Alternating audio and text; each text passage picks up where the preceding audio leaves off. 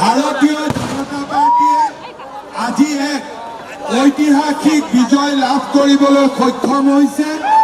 বিজয়ৰ এই সুন্দৰ মুহূৰ্তত মই অসমবাসী ৰাইজৰ হৈ অসমবাসী ৰাইজলৈ আৰু প্ৰতিগৰাকী অসমবাসীৰ শ্ৰী চৰণত আমি সেৱা আগবঢ়াইছোঁ আৰু অসমবাসী ৰাইজক আমি সম্পূৰ্ণভাৱে হিয়া উজাৰি আমাৰ সমস্ত শক্তিৰে সেৱা আগবঢ়োৱাৰ আমি প্ৰতিশ্ৰুতি দিছোঁ। আজিৰ এই সুন্দৰ দিনটো প্ৰধানমন্ত্ৰী নৰেন্দ্ৰ মোদী ডাঙৰীয়া অসমৰ লগতে পশ্চিমবংগৰ বিজয়ৰ বাবেও আমি তেখেতক অভিনন্দন জনাইছোঁ।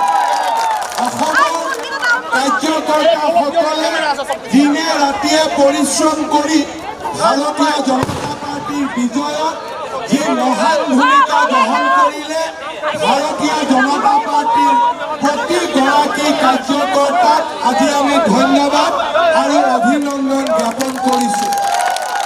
আজিৰ এই মঞ্চৰ পৰাই বিজেপি আৰু মিত্ৰ দলৰ প্ৰতিগৰাকী বিজয়ী প্ৰাৰ্থীলৈ আমি আমাৰ অভিনন্দন জ্ঞাপন কৰিছোঁ।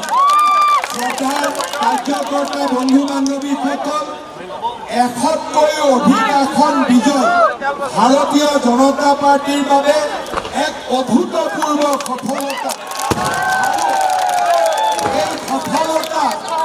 এই সফলতাই আমাৰ দায়িত্ব বহুগুণে বঢ়াব আৰু আমি আগতকৈও অধিক দায়িত্ব সহকাৰে অসমৰ উন্নয়নৰ বাবে আৰু আমাৰ ভাৰত মাতৃৰ উন্নয়নৰ বাবে আমি নিজক আকৌ এবাৰ উৎসৰ্গা কৰিব লাগিব।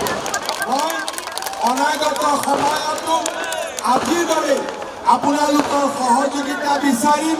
পুনৰ এবাৰ মই বিজেপিৰ সকলো কাৰ্যকৰ্তাৰ হৈ অসমবাসী ৰাইজলৈ আকৌ এবাৰ ধন্যবাদ আৰু কৃতজ্ঞতা জ্ঞাপন কৰিছোঁ। সকলোৱে মোৰ